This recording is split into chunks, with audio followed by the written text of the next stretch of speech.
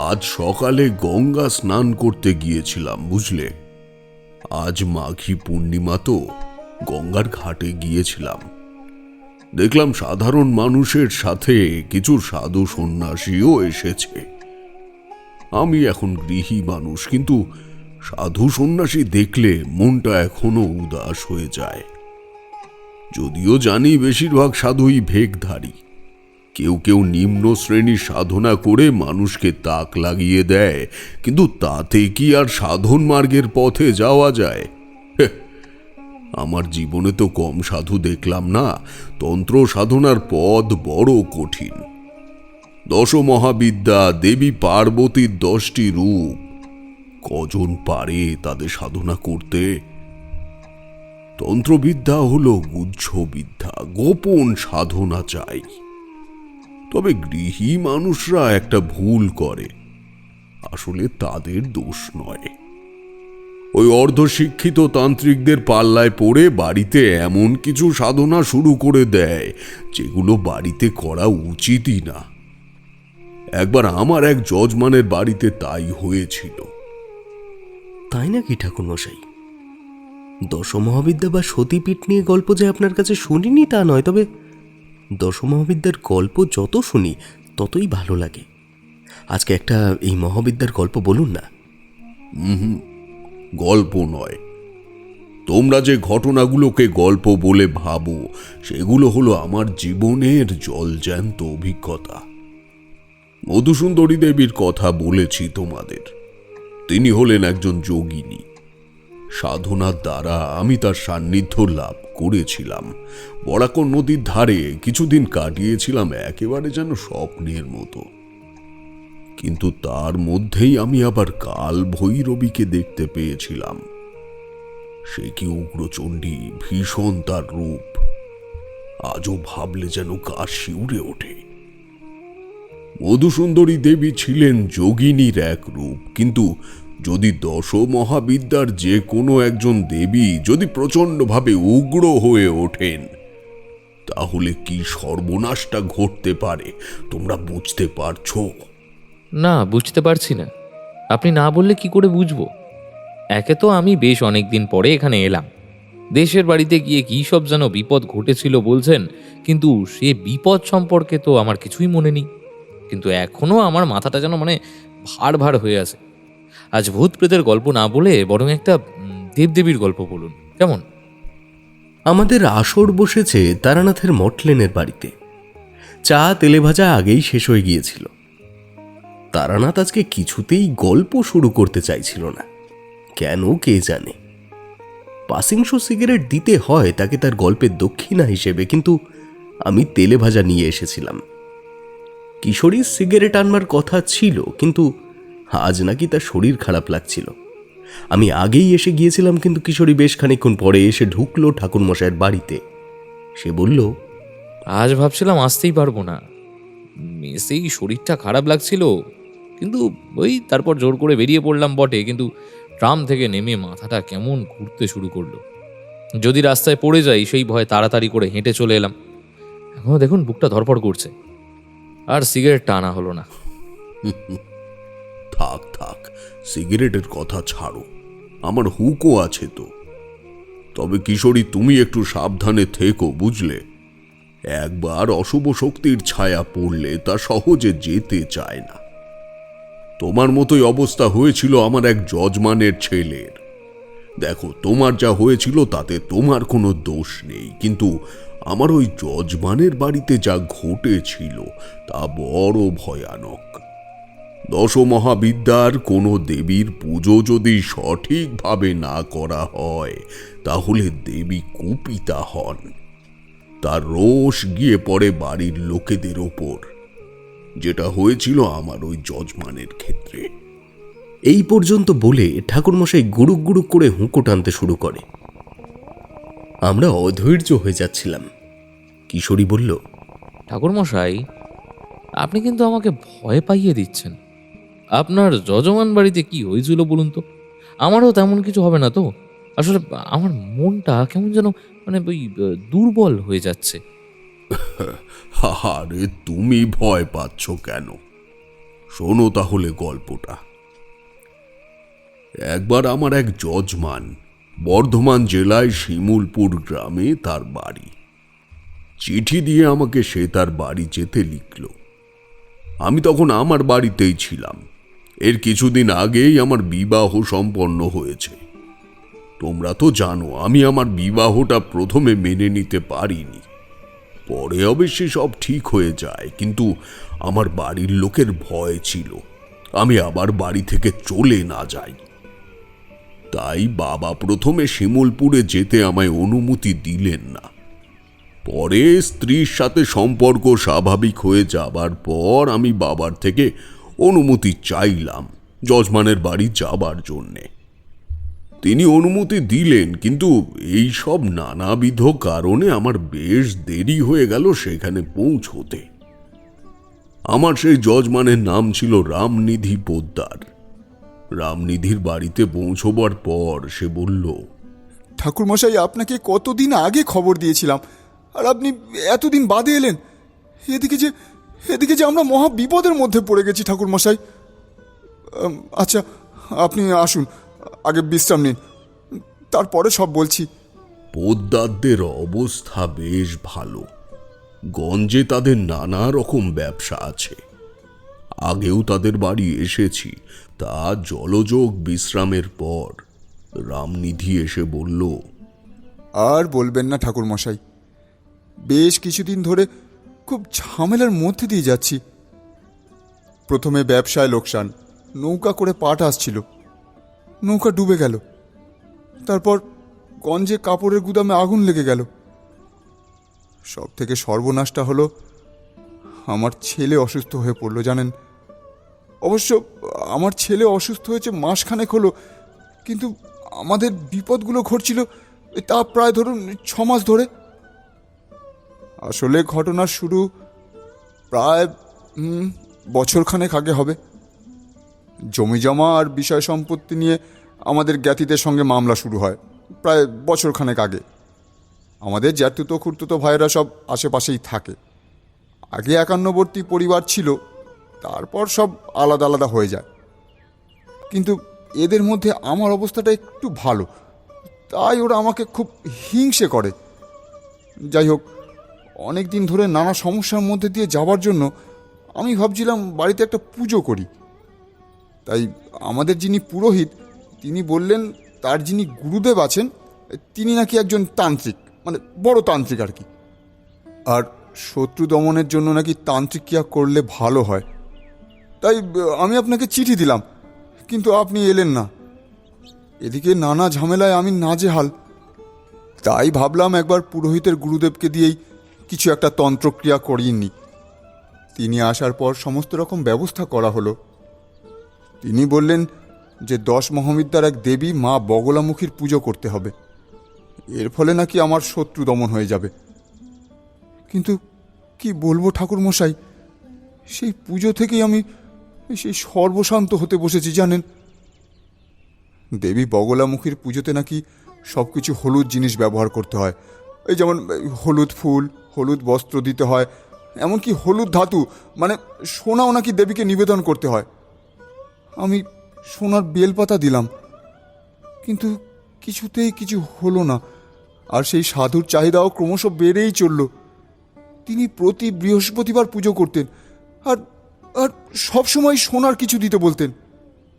শেষ পর্যন্ত 2 মাস পর পুজো বন্ধ করে দিলাম। আর আর ঠিক তারপরেই আমার ছেলে অসুস্থ হয়ে পড়ল। আমি খুব ভয়ে আছি ঠাকুরমশাই। ওই তান্ত্রিককে পুজো বন্ধ করতে বলেছিলাম বলে সে কি আমায় অভিশাপ দিল, না পুজো বন্ধ করার কারণে কোনো কিছু হলো, আমি কিছুই বুঝে উঠতে পারছি না। ঠাকুরমশাই, আমার 3 মেয়ের পর ওই এক ছেলে, আমার বংশের প্রদীপ। শেষে বংশের প্রদীপ কি নিভে যাবে ঠাকুরমশাই? রামনিধির গলা কান্নায় বুজে এলো। আমি তাকে বললাম, আরে কাঁদছো কেন? বুঝতে পারছি তোমার চিঠি পেয়ে আমার আগেই আসা উচিত ছিল, কিন্তু আমি আসতে পারিনি বিভিন্ন কারণে। চট করে কোনো তান্ত্রিককে ঘরে ঢুকাতে নেই, আর মা বগলামুখীর পুজো ঘরে সবসময় করতে নেই। হ্যাঁ মানছি শত্রুনাশের দেবী মা বগলামুখী, কিন্তু ঠিকঠাক আচার মেনে পুজো করতে হয়, না হলে হিতে বিপরীত হয়। আর দীক্ষিত ব্যক্তি ছাড়া পুজো করা উচিত নয়। আমার কথা শুনে রামনিধি আরো ভয় পেয়ে গেল। বলল, তাহলে এখন কি হবে ঠাকুর মশাই? আমি যে বড় বিপদে পড়ে গেছি। আপনি আপনি দয়া করে কিছু করুন, কিছু একটা করুন ঠাকুর মশাই। আচ্ছা, যদি বেশ শান্তি সস্তায়ন করি তাহলে কি বিপদ কাটবে? দেখছি কি করা যায়। তবে এখন আর শুধু শান্তি সস্তায়নে কাজ হবে বলে মনে হয় না। আচ্ছা, তুমি যে সাধুকে দিয়ে পুজো করিয়েছিলে তার সঙ্গে আমার কিভাবে দেখা হতে পারে? আমি তার সাথে একটু আলোচনা করতে চাই। কিন্তু আমি তো জানি না তিনি কোথায়। আর আমার যিনি নিত্য পুজো করতেন তিনিও বেশ কিছুদিন হলো আসছেন না। তাই বাধ্য হয়ে আমি একজন অন্য পুরোহিতকেও রেখেছি। তাহলে আর কি করা যাবে? দেখি কিছু করা যায় কি না। না না ঠাকুর মশাই, দেখি বললে হবে না। আপনাকে আপনাকে কিছু একটা করতেই হবে। সবচেয়ে আগে ঠাকুর মশাই, আমার ছেলেকে একটু দেখুন। এই কথা বলে সে আমার পা জড়িয়ে ধরল। আমি পা সরিয়ে নিলাম। রামনিধি আমার থেকে বয়সে বড়ই হবে। আমার খুব খারাপ লাগলো। আমি বললাম, আরে আরে আরে করো কি, ওঠো ওঠো ওঠো, এত ভেঙে পড়লে চলে? আমি অনেক বড় বড় বৈদ্য দেখিয়েছি, এমনকি সাহেব ডাক্তার এনেও দেখিয়েছি। তাছাড়া সাধু বাবার মন্ত্র পড়া জলও দিয়েছি, কিন্তু কিছুতেই কিছু হচ্ছে না জানেন। ছেলে আমার যেন বিছানার সাথে মিশে যাচ্ছে দিন দিন। আপনি চলুন ঠাকুর মশাই, আপনি একটিবার চলুন। ছেলে ওর মায়ের কাছেই আছে। আমি রামনিধির সাথে ওর ছেলের কাছে গেলাম। দেখলাম সত্যিই ছেলেটি যেন বিছানার সাথে মিশে গেছে। ছেলেটির বয়স ওই 7-8 হবে। সে চোখ বুজে শুয়ে আছে। তার পাশে ঘোমটা টানা এক মহিলা বসেছিল। আমাদের দেখে আরো ঘোমটা টেনে ঘরের এক পাশে সরে গেল সে। আমি ছেলেটির মাথার কাছে বসলাম। তার কপালে হাত দিয়ে দেখলাম বেশ গরম। আমি খুব নরম স্বরে তাকে ডাকলাম, বাবা আমার, কেমন আছো এখন? আমার কথাটা সে শুনতে পেল। একটু সামান্য নড়ে উঠে চোখ খুলল। চোখের রং ঘোলাটে। একবার চোখ খুলেই চোখ বন্ধ করে দিল সে। তার গায়ে একটা চাদর চাপা দেওয়া। চাদরের ভেতরে হাত ঢুকিয়ে আমি তার বুকে হাত বুলিয়ে দিলাম। গা বেশ গরম। আমি ঘরের চারপাশে একবার চোখ বুলিয়ে দেখলাম। সাধারণ আসবাবপত্র দিয়ে সাজানো ঘর, তেমন বিশেষ কিছু চোখে পড়ল না। বাইরে বেরোনোর সময় চোখে পড়ল একটা কালো কাপড় বাঁধা পুঁটলি দরজার মাথায় ঝোলানো। আমি বললাম, এটা কি ঝোলানো রয়েছে? এটা তো ওই সেই সাধু বাবা ঝুলিয়ে দিয়েছিলেন। ভিতরে নাকি ঠাকুরের পুষ্প আছে। বলেছিলেন এটাই নাকি আমাদের মঙ্গল হবে। তাই আমি এখনো ঝুলিয়ে রেখে দিয়েছি। মা বগলামুখীর পুজো করেছে আর কালো কাপড়ে পুষ্প ঝুলিয়েছে। আশ্চর্য। মা বগলামুখীর পুজোয় সবসময় হলুদ জিনিস ব্যবহার করতে হয়। তোমার ওই সাধু বাবার সাথে আমাকে দেখা করতেই হবে এবার মনে হচ্ছে। আমি মনে মনে ভাবলাম, এ কেমন তান্ত্রিক, এই সামান্য জিনিস জানে না। দুপুরে খাওয়া দাওয়া সেরে আমি রামনিধিকে বললাম, আমি একটু ঘুরে আসি, বুঝলে? সাধু বাবার সাথে একটু দেখা করে আসি। কিন্তু তিনি যে কোথায় আমরা তো তা জানি না। তিনি যদি তান্ত্রিক হন তাহলে তাকে খুঁজে পেতে অসুবিধা হবে না আমার। আমার দিকে চেয়ে থাকলো রামনিধি, আর কোনো প্রশ্ন করল না। আমি তার বাড়ি থেকে বেরিয়ে গ্রামের রাস্তা ধরে হাঁটতে শুরু করলাম। এখানে বাড়িঘর একটু বেশি। আমি রামনিধির বাড়ি থেকে বেরোতেই একটা লোক চট করে একটা বাড়ির পেছন দিকে চলে গেল। আমি ভাবলাম লোকটা কি আমায় নজর রাখছিল। আমি হেঁটে হেঁটে গ্রামের প্রায় শেষ প্রান্তে এসে গেলাম, কিন্তু আমার মনে হচ্ছিল আমাকে কেউ যেন অনুসরণ করছে। গ্রামের শেষে একটা বড় বট গাছ রয়েছে। বট গাছের তলায় একজন তান্ত্রিক ধরনের লোক বসে আছে। তার মুখে দাঁড়ি গোপ, গলায় রুদ্রাক্ষের মালা, পরনে লাল ধুতি আর ফতুয়া। তার সামনে একটা ত্রিশূল পোতা। আমি ভাবলাম এই কি সেই তান্ত্রিক। মনে মনে একটা মতলব করলাম। আসলে রামনিধির কথা শুনে আমার সন্দেহ হয়েছিল, সে তো আগেই বললাম। আমার মনে হয়েছিল তান্ত্রিক সেজে তাকে কেউ ঠকাচ্ছে। আমি মনে মনে একটু মতলব করলাম। আমি গিয়ে তার সামনে লুটিয়ে পড়ে বললাম, প্রণাম নেবেন বাবা। বাবা গো, আমাকে সাহায্য করো বাবা, আমি খুব বিপদে পড়েছি। আমাকে বিপদ থেকে উদ্ধার করো। প্রথম এসে চোখ খুলল না। বেশ কয়েকবার তাকে ডাকার পর সে চোখ খুলল। আমার দিকে ভ্রুকুচকে তাকিয়ে সে বলল, কে তুই? তোকে তো এই গ্রামে আগে দেখিনি। কোথা থেকে এসেছিস তুই? আমি এই গ্রামের নই বাবা, পাশের গ্রামে থাকি। আমি খুব বিপদে পড়েছি। আমাকে একজন বলেছে যে আপনি একজন বড় তান্ত্রিক। আপনি কৃপা করলে আমি বিপদ থেকে উদ্ধার হতে পারি বাবা। আমাকে আমাকে আমাকে সাহায্য করুন। বিপদ? কি বিপদ? শত্রু বাবা, শত্রু শত্রু আমার চারিদিকে। সবাই আমাকে বিপদে ফেলতে চায়। তাই নাকি? তাহলে তো তোকে মা বগলামুখীর পুজো করতে হবে। কিন্তু কিন্তু বিনা খরচে তো শত্রু নাশ হয় না। তোকে দেবীকে তুষ্ট করতে হবে। বলুন বাবা, কি করতে হবে? আপনি যা বলবেন আমি তাই করব। আমি সব ফর্দ করে দেব। বেশি কিছু লাগবে না। সামান্য কয়েকটা জিনিস আর 5টা জবা ফুল হলেই চলবে। তবে এই পুজোতে সোনা লাগবে কিন্তু। আমি বুঝে গেলাম যে ইনি একজন ভণ্ড তান্ত্রিক, মানুষকে ঠকায়। হয়তো কিছু ভেলকিবাজি শিখে রেখেছে মানুষকে ভোলাবার জন্যে। কোনোভাবেই এ তান্ত্রিক মতে দীক্ষিত নয়। ইতিমধ্যে একজন লোক আমার পেছনে এসে দাঁড়িয়েছে। গ্রাম্য চেহারা, বয়স খুব বেশি নয়।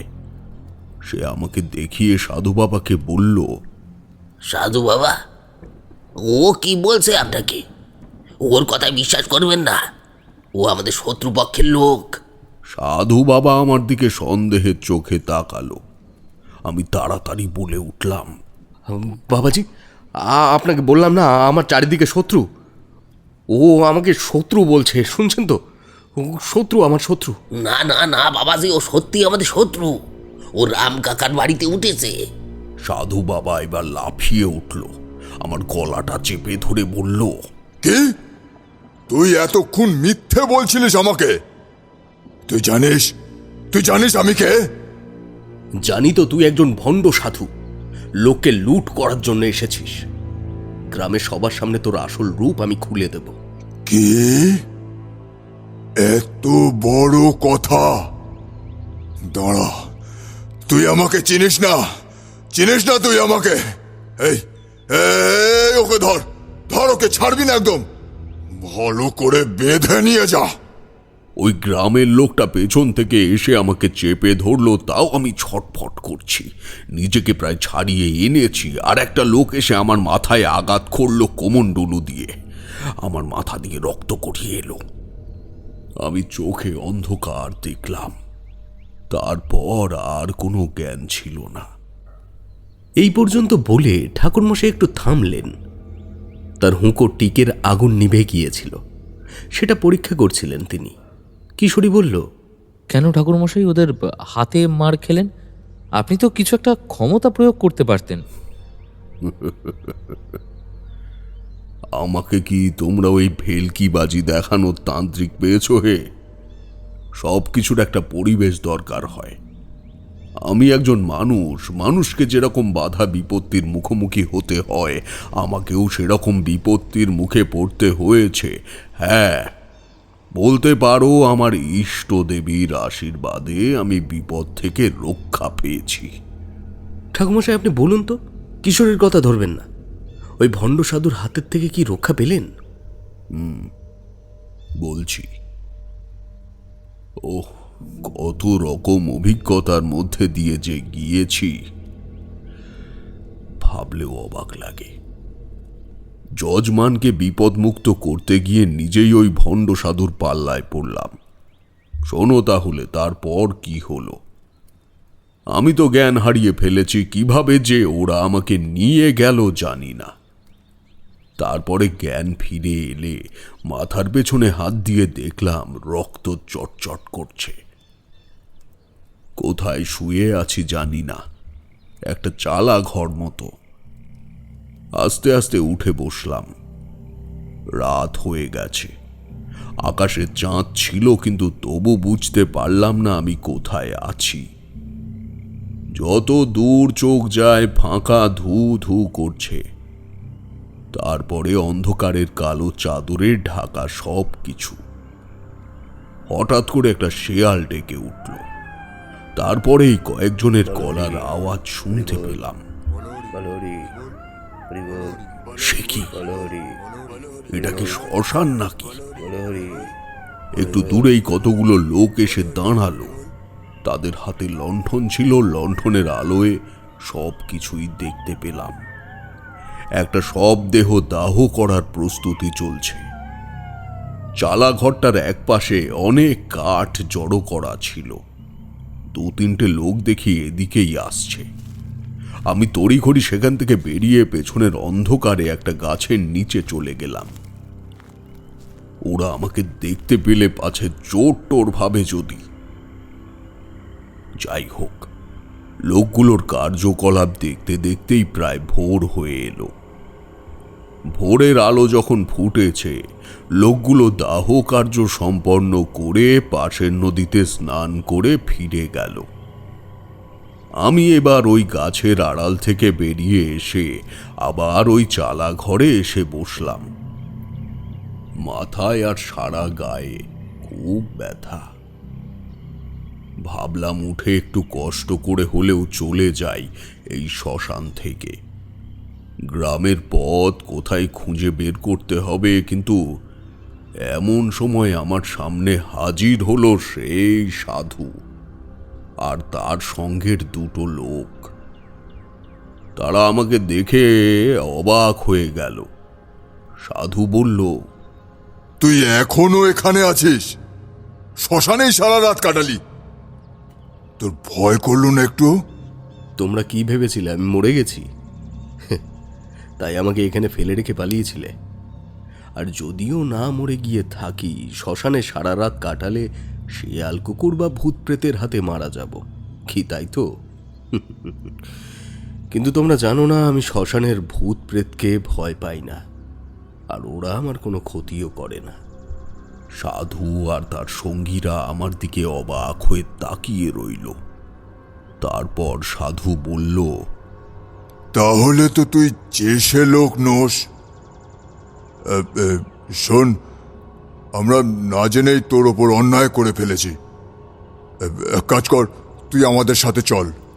তোকে আমরা সেবা শুশ্রূষা করে সুস্থ করে তুলি। চল চল, আমাদের সঙ্গে চল। না না, আমি কেন তোমাদের সাথে যাব? আমাকে কি তোমরা তোমাদের মতো ভণ্ড পেয়েছো নাকি? আর তোমরা লোককে ভয় দেখিয়ে যে ধন সম্পদ লুট করেছো, সেগুলো তোমরা তাদের ফিরিয়ে দেবে, না হলে তোমাদের শাস্তি পেতে হবে, এই বলে রাখলাম। আচ্ছা ঠিক আছে ঠিক আছে, ফিরিয়ে দেবো। আরে এখন তো তুই চল আমাদের সাথে। আচ্ছা গ্রামের দিকেই চল। কিন্তু তারা আমাকে গ্রামের দিকে নিয়ে গেল না। আর আমার শরীর এত অবসন্ন হয়ে পড়েছিল যে আমি প্রায় সংজ্ঞাহীনের মতো তাদের সাথে হাঁটছিলাম। তারা যে আমাকে কোথায় নিয়ে উপস্থিত হলো কিছুই বুঝতে পারলাম না, কিন্তু তাদের বাধা দেবার মতো শক্তিও আমার ছিল না। যতদূর মনে পড়ে একটা পোড়ো বাড়ির মধ্যে গিয়ে আমি জ্ঞান হারিয়ে ফেলেছিলাম। আমার শরীর খুবই অসুস্থ হয়ে পড়েছিল। কদিন পর একটু সুস্থ হলে দেখলাম একটা বিছানায় শুয়ে আছি। উঠে বসে চারিদিকটা দেখলাম, মনে পড়ল একটা পুরনো বাড়ির মধ্যে ওরা আমাকে নিয়ে এসেছিল। এটা সেই বাড়ির একটা ঘর, জানলা দরজা ভাঙা। মেঝের ওপরেই একটা বিছানা করা হয়েছে, সেখানেই শুয়েছিলাম আমি। ঘরটা মোটামুটি পরিষ্কার। এখন একটু গায়ে জোর পাচ্ছি, কিন্তু এই মুহূর্তে উঠে চলে যাবার মতো শক্তি পাচ্ছি না। এমন সময় দরজার দিকে তাকিয়ে অবাক হয়ে গেলাম। ঘরে ঢুকলো একজন মহিলা। তার হাতে রয়েছে একটা কাঁসার বাটি, পরনে একটা লাল রঙের শাড়ি, গলায় রুদ্রাক্ষের মালা, দুই হাতেও রুদ্রাক্ষের বালা পরা, কপালে বড় সিঁদুরের টিপ, একটু ভারী চেহারা, শ্যামবর্ণ গায়ের রং। সে আমার কাছে এসে বলল, এই তো উঠে বসেছো, এই নাও দুধটুকু খেয়ে নাও, গায়ে আরো জোর পাবে। সে এমন ঘনিষ্ঠভাবে কথাগুলো বলল যেন আমাকে অনেক দিন ধরে চেনে। সে আমার একদম গায়ের কাছে এসে বসেছিল। আমি খুব অবাক হয়ে গিয়েছিলাম। আমি তাড়াতাড়ি একটু সরে বসে বললাম, কে আপনি? হ্যাঁ, আমি আপনাকে চিনি না। আমি এখানে কি করে এলাম? কি করে এলে না বলে কি করে বাঁচলে সেটা জিজ্ঞাসা করো। জমে মানুষে টানাটানিতে শেষে আমি জিতলাম, বুঝলে গো প্রাণনাথ? না না, কি বলছেন আপনি? আমি আপনার কথা বুঝতে পারছি না তো।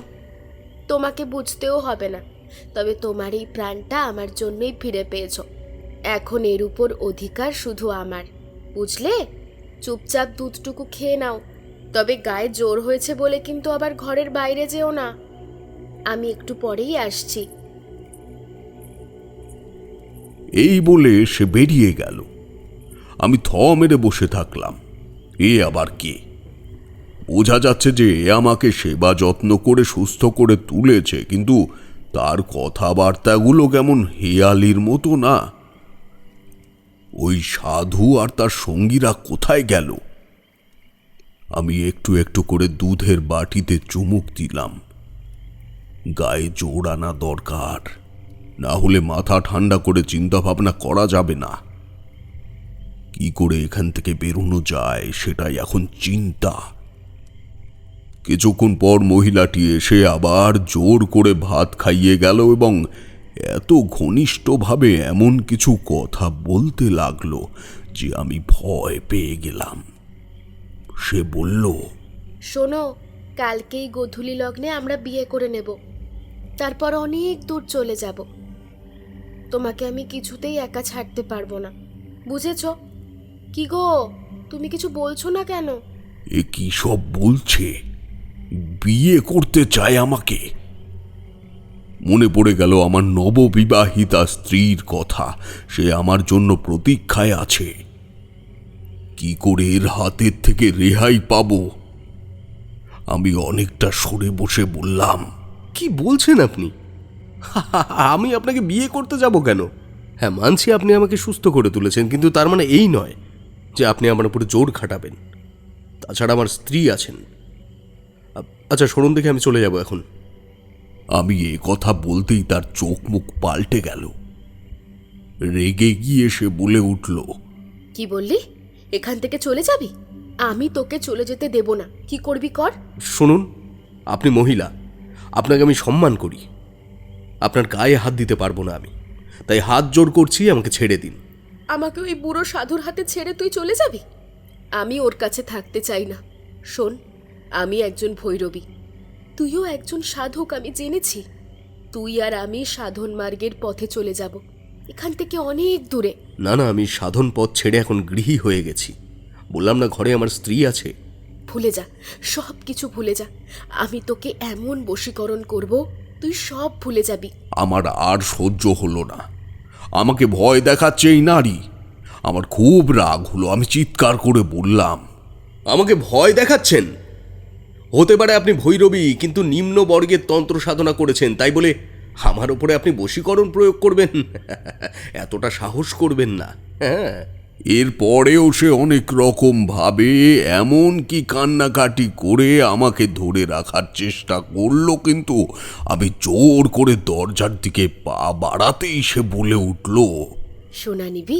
সোনা, তোকে যদি এতটা সোনা দিই তাহলে আমার সাথে থাকবি? আমি থমকে গেলাম। কি বলছে এই মহিলা? সে আমার কাছে এসে বলল, এই বাড়িতে অনেক সোনা আছে, আমি জানি ওই সাধুই লুকিয়ে রেখেছে। সব নিয়ে আমি তোর সঙ্গে চলে যাব। সোনা কোথায়? দেখাও আমাকে। না, এখন দেখাবো না। তুই আমাকে তোর ভৈরবী করবি, তবেই দেখাবো। আমি একটু চিন্তা করে নিলাম। এই মহিলা বলছে এখানে সোনা আছে, তার মানে সাধু লোক ঠকিয়ে যেসব সোনা পায় সেগুলো এখানে লুকিয়ে রাখে। কিন্তু আমার তখন আর ভৈরবীর সাথে কথা বলতে ইচ্ছে করছিল না। আমি চুপচাপ বসে থাকলাম, আর ভৈরবী আমাকে অনেকভাবে ভোলাবার চেষ্টা করছিল। কথায় কথায় সে বলল সাধু কয়েকদিনের জন্য যেন কোথায় গেছে, আবার চলে আসবে, তারপরে আবার অন্য কোথাও চলে যাবে। এইভাবেই বিভিন্ন জায়গায় সে ঘুরে বেড়ায়।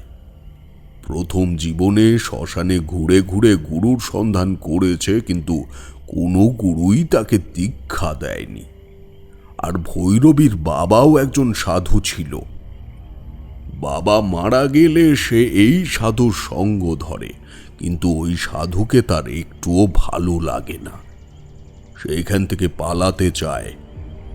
অনেক রাত অবধি এইসব কথা বলে শেষে সে ঘুমিয়ে পড়ে। আমি পুরো বাড়ি থেকে বেরিয়ে পড়লাম, কিন্তু তখন অন্ধকার, জঙ্গলের মধ্যে দিয়ে পথ। আমি ভোর হবার অপেক্ষায় অন্য একটা ঘরে লুকিয়ে রইলাম। ভোরের দিকে একটা আওয়াজ পেয়ে দেখলাম সাধু আর তার দুই সঙ্গী ভাঙা দরজা দিয়ে ভেতরে ঢুকে গেল। তাদের কথার আওয়াজে আমি উঠে বসলাম।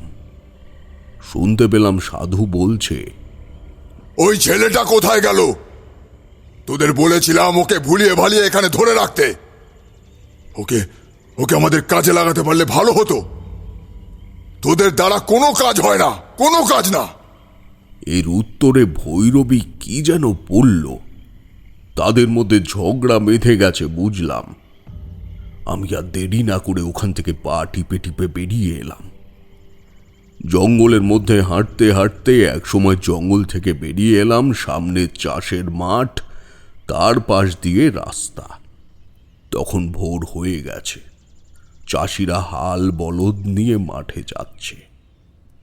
আমি একজনকে ডেকে জিজ্ঞেস করলাম শিমুলপুর কোন দিকে। সে রাস্তা বলে দিল। আমি বুঝতে পারলাম বেশ অনেকটা দূরে চলে এসেছি।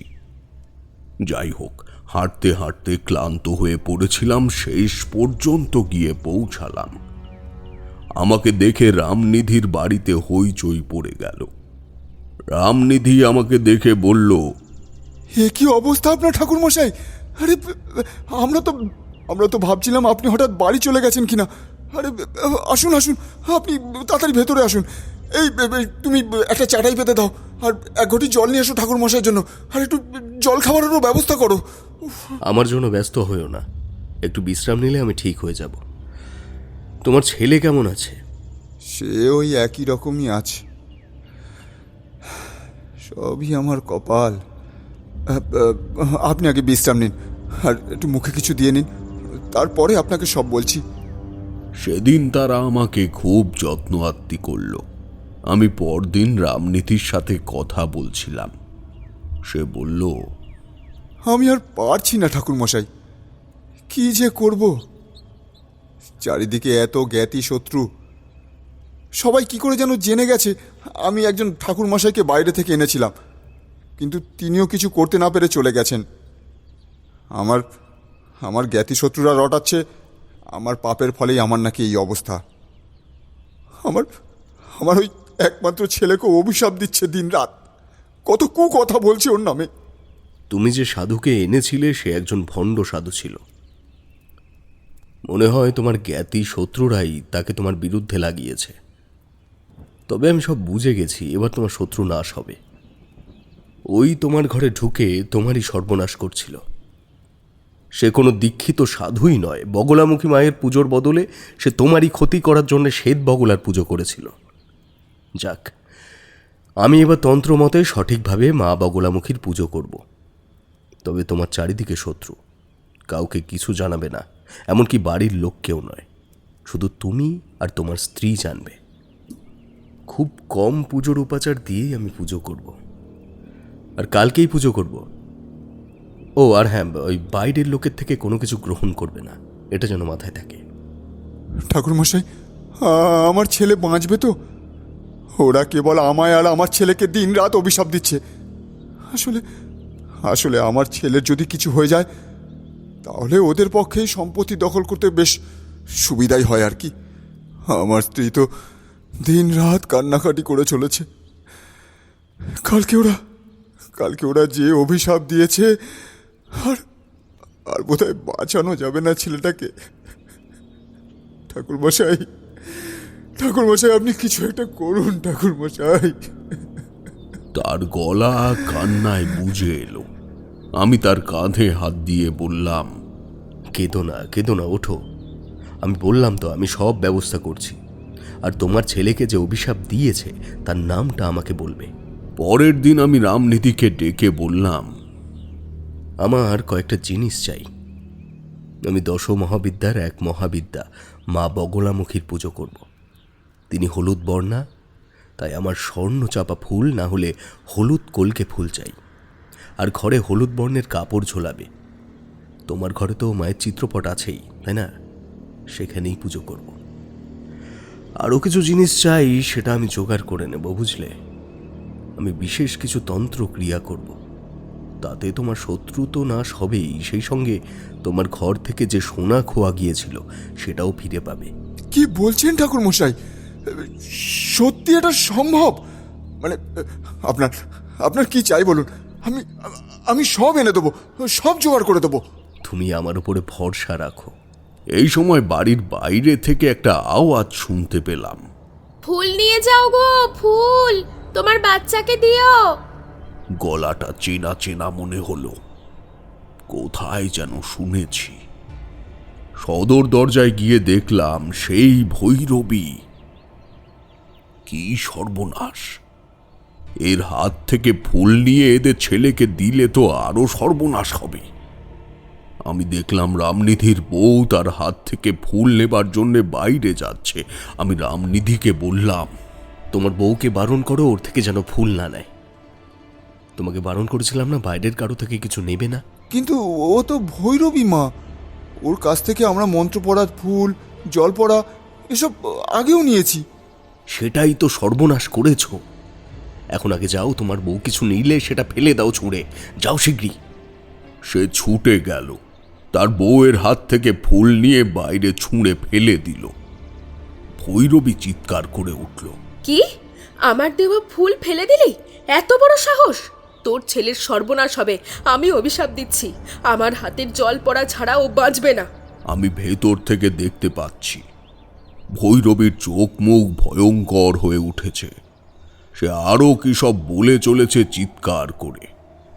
আশেপাশের বাড়ি থেকে লোকজন বেরিয়ে এসেছে। রামনিধি তার বউকে ধরে ধরে ভেতরে নিয়ে এলো। তার বউ তার ছেলের ঘরে গিয়ে ছেলেকে ধরে কান্নাকাটি করছে শুনতে পাচ্ছি। আমি ওদের ঠাকুর ঘরে গিয়ে পুজোর জোগাড়ে লেগে গেলাম। কিছুক্ষণ পর রামনিধি এসে আমাকে সাহায্য করতে শুরু করে।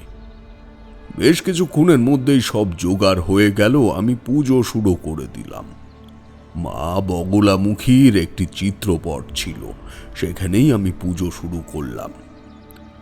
বগলামুখী মায়ের পুজোতে হোম যজ্ঞ করে স্তম্ভন প্রক্রিয়ায় শত্রুর বুদ্ধি নাশ করা যায়। আমি যজ্ঞে কলকে ফুলের বীজ ঘিয়ের সাথে মিশিয়ে যজ্ঞে আহুতি দিলাম। আরও বিশেষ কিছু জিনিস যজ্ঞে আহুতি দিয়ে আমি যজ্ঞ সম্পন্ন করলাম। যজ্ঞের ভস্ম হলুদের সাথে মিশিয়ে আমি রামনিধির ছেলের কাছে নিয়ে গেলাম। সে বেচারি শুয়ে রয়েছে, নির্জীবের মতো শুয়ে আছে। আমি যজ্ঞের ভস্ম তার কপালে লাগিয়ে দিয়ে তার বিছানাটা ভালো করে দেখলাম। তার বালিশের তলায় কয়েকটা জবা ফুলের পাপড়ি ছিল। সেই পাপড়ি হাতে নিয়ে বললাম, ওই ফুল কি তোমাদের ওই ভৈরবী দিয়েছে? আর ওর থেকে জল পোড়া ওকে কবে থেকে খাওয়াচ্ছ? তা বেশ অনেক দিন ধরেই খাওয়াচ্ছি। আসলে ওর যে দাইমা ছিল তারই মেয়ে হচ্ছে ওই ভৈরবী মা। ওকে আমরা আগে থেকেই চিনতাম, তাই আমরা ভাবতেই পারি না যে উনি আমার ছেলের কোনো ক্ষতি করতে পারেন। আমার ছেলের জন্য তো উনি উপবাস করে সাধু বাবার সাথে পুজোও করেছেন, মন্ত্র পড়া ফুল ওর বুকে পিঠে ছুঁয়ে দিয়েছেন। না না না, উনি আমার ছেলের ক্ষতি করতে এসেছিলেন কি করে বিশ্বাস করব বলুন তো? তোমার কাছের লোকরাই তোমার ক্ষতি চায়, তোমার আত্মীয় স্বজনরা তোমার ক্ষতি করতে চায়। প্রথম যখন জানতে পারলে বিশ্বাস করেছিলে? বিশ্বাস না করতে চাইলেও এসব ঘটে মানুষের জীবনে। তোমার কপাল ভালো যে ওরা খুব বেশি ক্ষতি করতে পারেনি। সাধু বাবা আর ভৈরবী মিলে চেয়েছিল তোমার ছেলের শরীরে জড়াসুর পিশাচকে প্রবেশ করিয়ে দিতে, কিন্তু তাদের অত ক্ষমতা নেই। ওরা নিম্ন শ্রেণীর কিছু ক্ষমতা আয়ত্ত করেছে। তাতে তোমার ছেলের কিছু ক্ষতি হয়েছে ঠিকই, কিন্তু এবার সে সুস্থ হয়ে উঠবে। মা বগলামুখীর পুজোর নামে ওরা শ্বেত বগলার পুজো করে তোমাদের ধ্বংস করে দিতে চেয়েছিল। যদি জড়াসুর পিশাচকে তোমার ছেলের শরীরে একবার ঢুকিয়ে দিতে পারত, তাহলে সর্বনাশ হয়ে যেত। জড়াসুরকে ছাড়াতে গেলে সে অন্য একজনের শরীরে ঢুকে যায়, এবং যার শরীরে ঢুকে যায় তার মৃত্যু ঘটে। আমার নিজের জীবনেই তা ঘটেছে।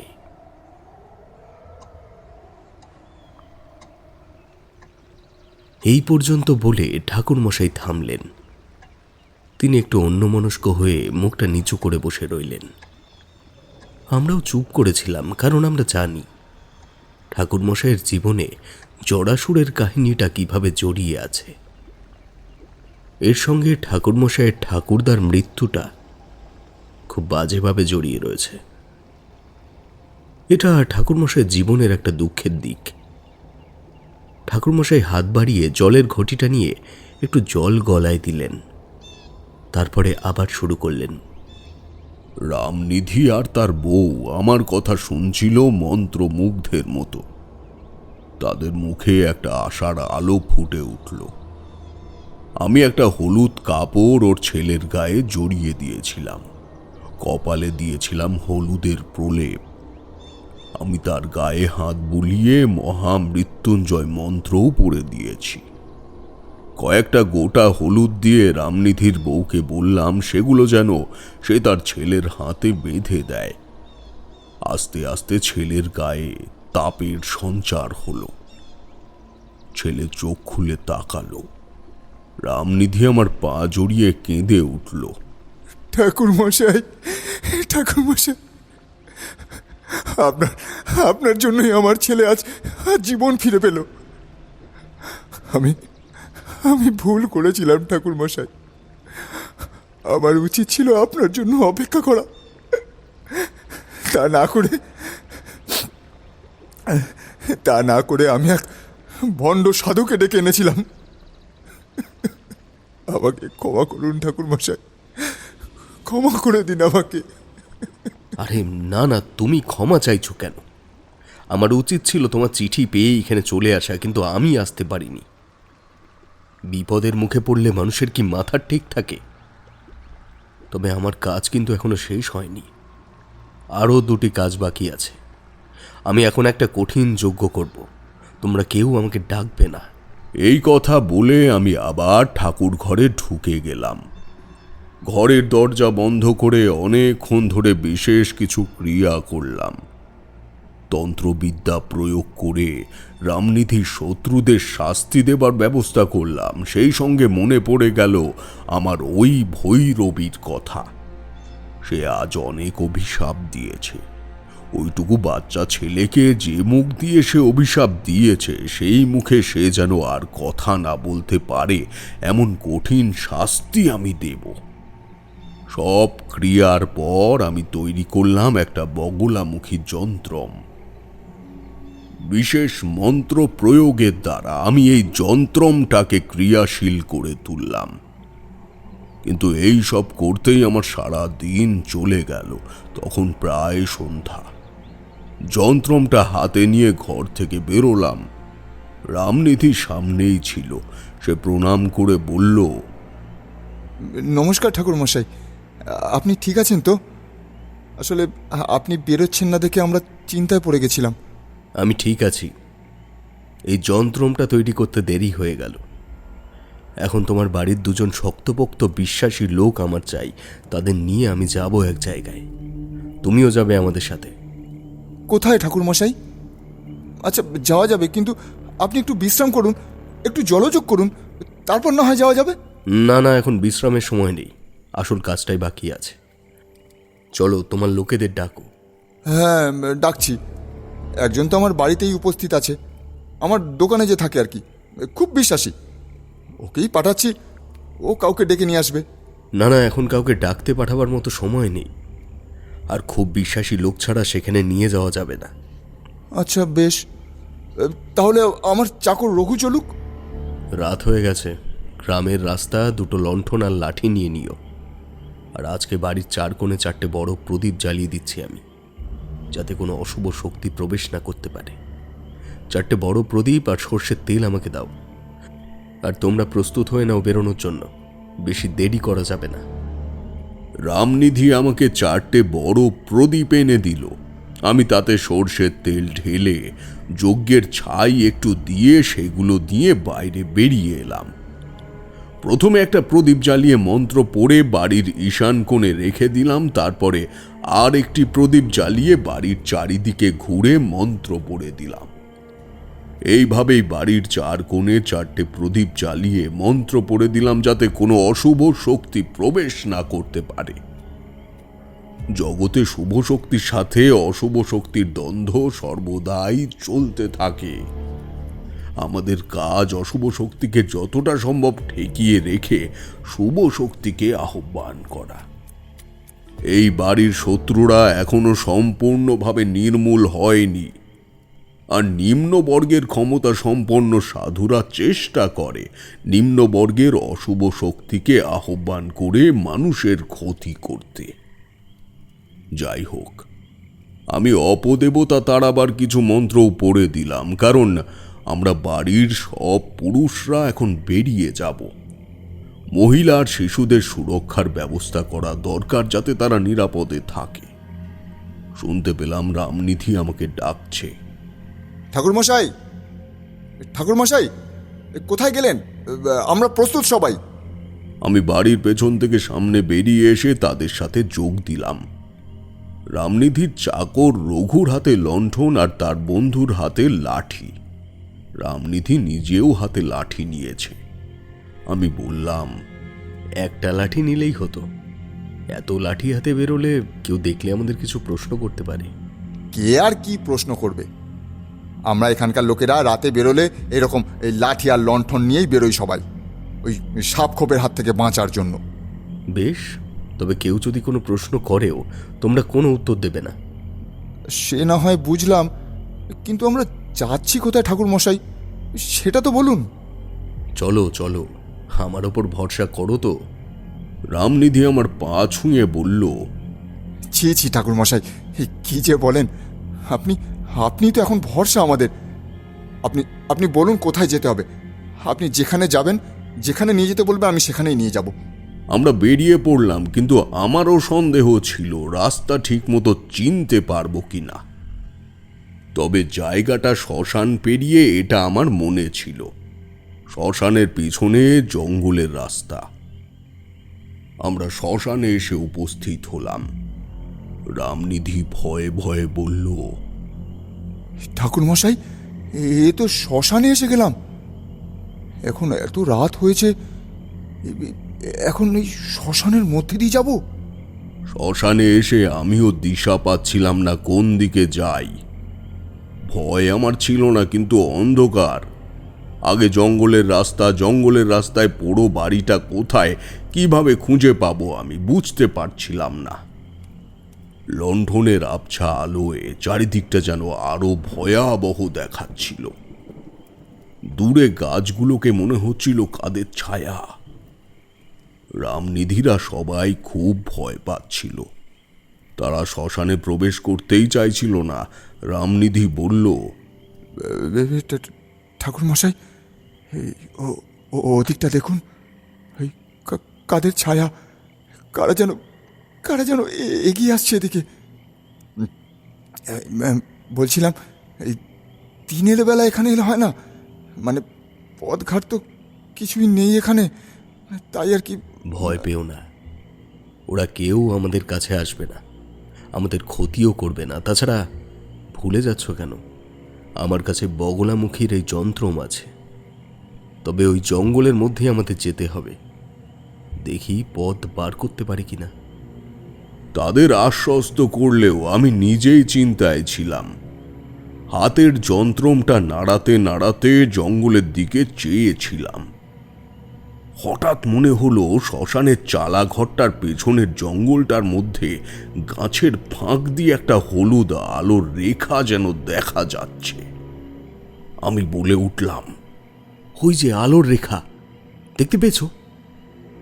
চলো চলো, ওইদিকে চলো। কোথায় কোথায় ঠাকুরমশাই? ওই তো হলুদ আলো, তোমরা দেখতে পাচ্ছ না? আচ্ছা আচ্ছা, এসো আমার সঙ্গে এসো।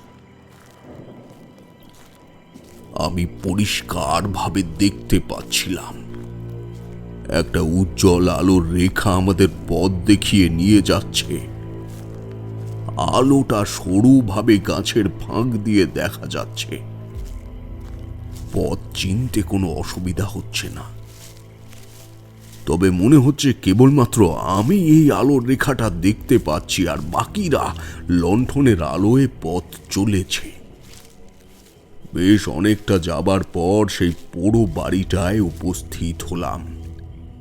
সেই ভাঙা ঘরটার সামনে গিয়ে দাঁড়ালাম। ওরা আগুন জ্বেলে রেখেছে। সেই আগুনের আলোতে দেখতে পেলাম সেই সাধু, ভৈরবী আর একজন মাটিতে বসে কি আলোচনা করছে। তাদের হাতে জবা ফুল, কয়েকটা সিঁদুর মাখানো মাটির সরাতে তারা কি সব সাজিয়ে রেখেছে। কয়েকটা পশু পাখির হাড় রয়েছে বলে চোখে পড়ল। বুঝলাম যে তারা কোনো গুপ্ত তান্ত্রিক ক্রিয়া করছে, কারো সর্বনাশ করবে বলে। এদের এখনই থামানো দরকার, না হলে আরও কার বিপদ হবে কে জানে। আমি জোরে চিৎকার করে বললাম, কিসের ষড়যন্ত্র করছো? আবার কার সর্বনাশ করবে? তারা ভয়ানক চমকে গেল আমাদের দেখে। রামনিধিও চমকে গেল ভৈরবীকে দেখে। সে বলল, এ কি ভৈরবী মা, তুমি এখানে? ভৈরবী মা না সাধুর অসাধু কাজের সঙ্গিনী? হ্যাঁ, তুমি যাকে মা বলে ডাকছো সে তোমার ছেলেকে মারার চেষ্টা করেছিল। এবার সাধু আর তার সঙ্গী আমাদের দিকে তেড়ে এলো।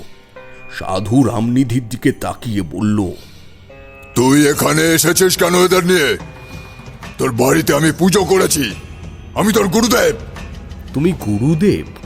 তোমার নিজেরই তো দীক্ষা হয়নি। তুমি সব সময় খারাপ উদ্দেশ্য নিয়ে নিজের স্বার্থে তন্ত্র সাধনা করতে গিয়েছিলে, তাই কেউ তোমাকে দীক্ষা দেয়নি। তারপর তুমি কোনো কাপালিকের পাল্লায় পড়ে কিছু নিম্ন বর্গের ক্ষমতা আয়ত্ত করে লোক ঠকানোর ব্যবসা খুলে বসেছ। রামনিধিকে ঠকিয়ে তুমি ওর থেকে অনেক সোনা হাতিয়ে নিয়েছ, ঠিক কি না? সাধু আমার কথাগুলো অবাক হয়ে শুনছিল। সে ধরা পড়ে গেছে দেখে নিজেকে বাঁচাবার উদ্দেশ্যে চিৎকার করে উঠল, না, তুই সব মিথ্যা বলছিস।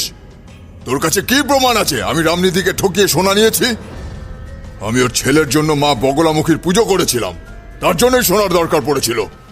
মা বগলামুখীর পুজো করবার যোগ্য তুমি নও, তোমার দীক্ষা হয়নি। তাছাড়া তুমি শ্বেত বগলার পুজো করে ওর ক্ষতি করবার চেষ্টা করেছিলে। আর তুমি ওর বাড়ি থেকে যেসব সোনার গহনা হাতিয়ে নিয়েছ সেগুলো এখানেই কোথাও লুকিয়ে রেখেছ। কোথায় লুকিয়ে রেখেছ বলো, না হলে তোমাদের আমি কঠিন শাস্তি দেব। এখানে কোনো সোনা লুকোনো নেই। তোমরা সবাই মিথ্যা কথা বলছো। এখানেই আছে। মা বগলামুখী আমাদের দেখিয়ে দেবেন তোমরা কোথায় সোনা লুকিয়ে রেখেছ। আমি বগলামুখীর যন্ত্রমটা নিয়ে ওই বাড়ির সব জায়গায় ঘুরতে শুরু করলাম। আমার সঙ্গে লণ্ঠন নিয়ে রামনিধিও ছিল। ওই ঘরটার পাশে আর একটা ভাঙা ঘর ছিল। ঘরটা ছোট, কোনো জানলা নেই। কোণের দিকে একটা মাটির স্তূপ মতো ছিল। যন্ত্রমটা নিয়ে সেখানে যেতেই সেখানে একটা উজ্জ্বল হলুদ আলো দেখা দিল। এই আলোটা সবাই দেখতে পেল। রামনিধি বলে উঠল, আরে কি আশ্চর্য আলো!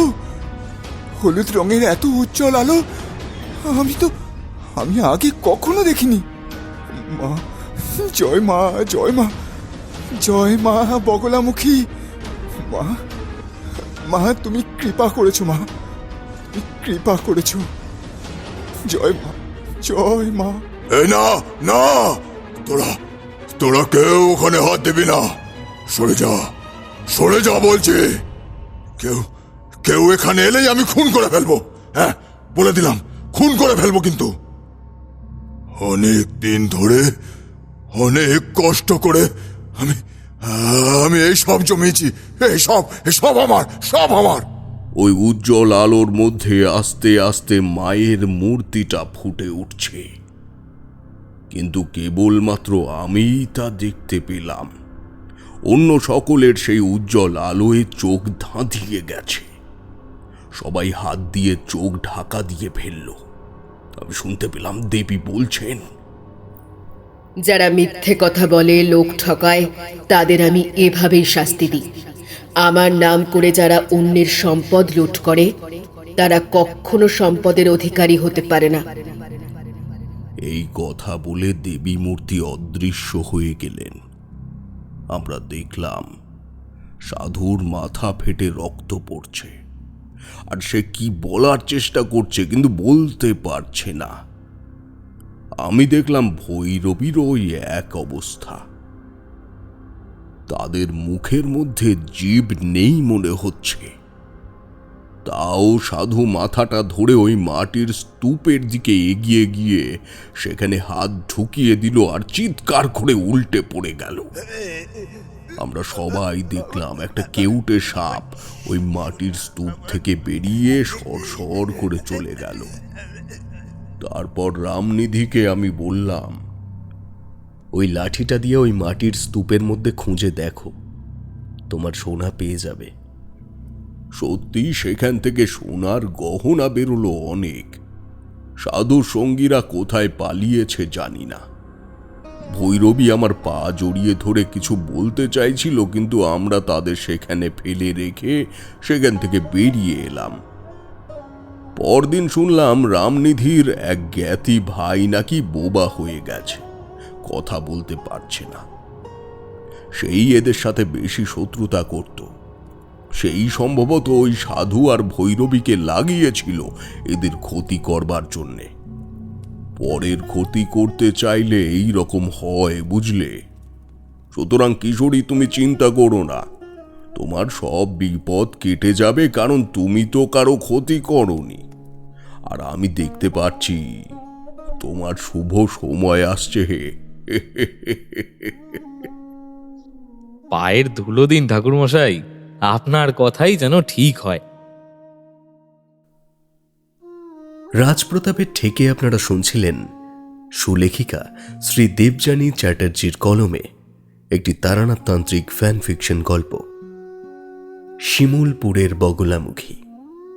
গল্পের বিভিন্ন চরিত্রে রয়েছে সৌরভ রয়, নিরুপম, বর্ণালী এবং আমি রাজপ্রতাপ বসু।